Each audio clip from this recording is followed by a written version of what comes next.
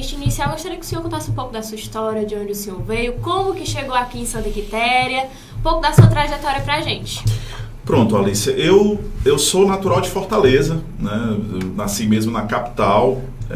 Meu pai e minha mãe são do interior. A minha mãe é do interior de Trairi, né? Onde tem praias muito famosas, né? Flecheiras, Guajiru, Mundaú e outras praias famosas. É uma região praiana. Minha mãe é de uma família de lá. E o meu pai é de Uruburetama, que é conhecida como a terra da banana, né? Uma terra de serra. Uruburetama fica ali pertinho de Itapipoca, numa cidade, aquela região ali de serra.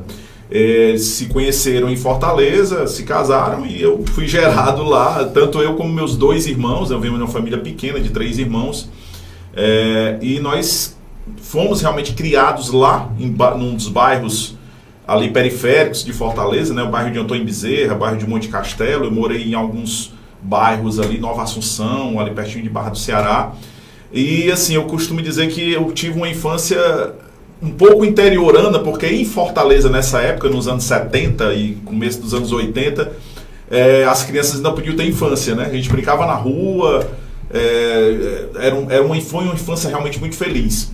E essas 2 cidades fazem muito parte da minha história, principalmente Trairi, faz parte da minha história de infância e de adolescência. O Edielson até brincou com o Thiago e disse: o Dr. João Paulo ele nasceu em Trairi, mas na verdade não sou nascido de lá. Mas é porque a minha ligação com essa cidade é tão grande, é uma ligação tão afetuosa, que acabou se tornando a minha cidade de coração. Nasci em Fortaleza, mas considero Trairi como uma terra natal também, por conta dessa ligação afetuosa da família e da minha infância também, que eu passei muito lá. Então eu assim, considero hoje um cidadão trairiense também, fortalezense, né? E hoje, depois de tanto tempo vivendo aqui em Santa Quitéria, eu também já me considero um pouco quiteriense também, né? Morei 18 anos aqui em Santa Quitéria, terminei de criar meus filhos aqui, então assim, já é uma cidade também que eu tenho um afeto muito grande, muito grato por ter sido recebido aqui, muitos amigos, né? Tenho aqui em Santa Quitéria, em todas as áreas, então é uma cidade também que eu tenho uma gratidão muito grande, um afeto muito grande também em Santa Quitéria. E você também perguntou como é que eu vim parar aqui, né?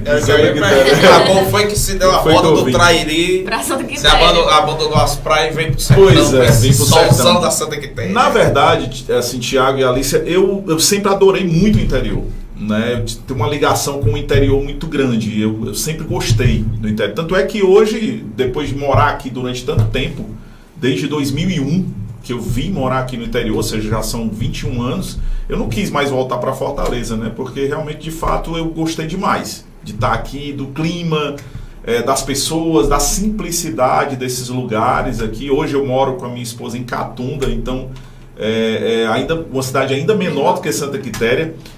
Na verdade, discípula de Santa Quitéria, mas né? Que é quase que um bairro de Santa Quitéria. Quase um bairro, quase um distrito de Santa. Já foi, né? Já foi, na verdade, uma época.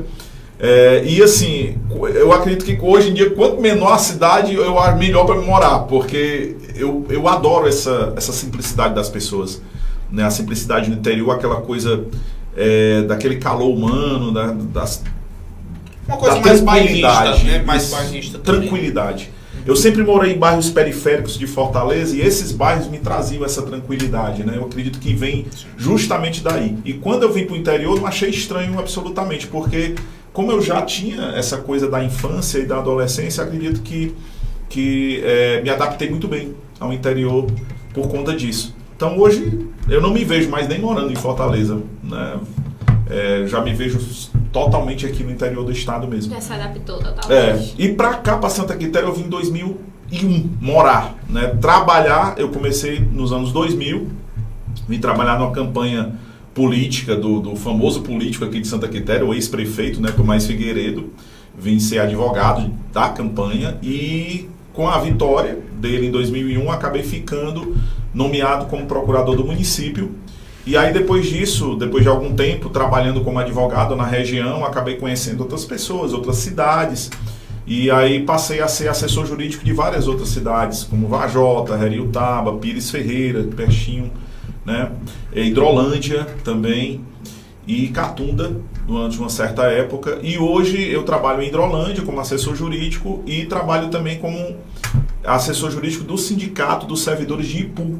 Eu conheci em 2009, né, o Sindicato do Ipu, e aí eu costumo até brincar, viu, Tiago, que certo momento eu estou de um lado da cerca, né, trabalhando para a prefeitura, defendendo os interesses do município, e lá no Ipu é o contrário, é do outro lado da cerca, lá trabalhando dos servidores. Então assim, a gente conhece os dois lados da moeda. Tem que transitar bem aí tem que a chavezinha tem que virar uma época. Quando eu estou lá no Ipu eu viro uma chave, e quando eu estou em Hidrolândia já viro a outra. Sim. Mas assim, me dá uma satisfação trabalhar tanto com um como com o outro, porque são duas coisas um pouco diferentes, mas ao mesmo tempo trazem essa questão do desafio, né, de você fazer a defesa dos servidores por um lado e depois defender o município por outro, até porque eu sempre trabalhei com essa área administrativa. É um desafio sênior, acima de tudo, do profissionalismo, né? Até a prova de fogo, assim, de como você vai saber lidar e pegar aquela experiência para outros locais, claro, né? Claro, e assim, eu agradeço demais essa experiência que eu tive nesses 21 anos,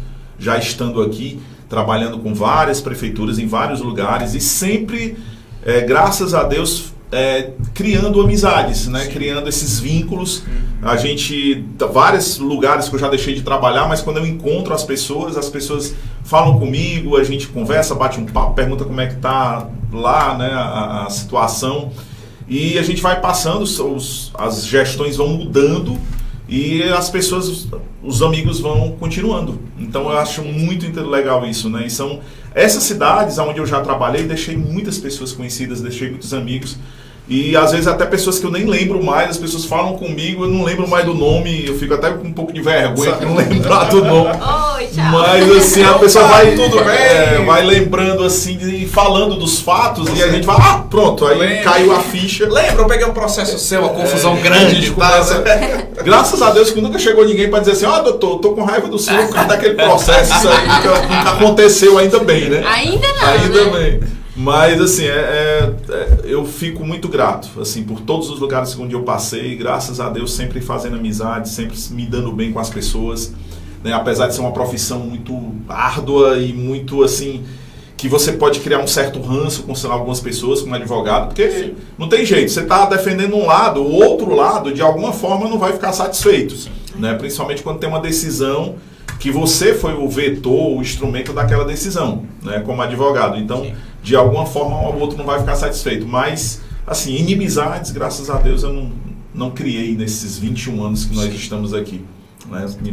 Me dei sempre muito bem com todos. E durante todo esse tempo, atuando nessa área que você atuou, tem algum fato marcante que até hoje o senhor lembra de todos os detalhes, que nunca foi capaz de esquecer devido à gravidade ou à importância que teve? Alice, tem muitos fatos, muitos fatos. Eu atuo muito também no júri, né? Eu gosto muito. Na verdade, eu fiz a advocacia, eu fiz direito por conta do júri. Eu assistia filmes, né? Naquele tempo, nos anos 70 não tinha muito, né? Não tinha Netflix, não tinha YouTube, não tinha essas coisas não. Naquele tempo era só na TV mesmo.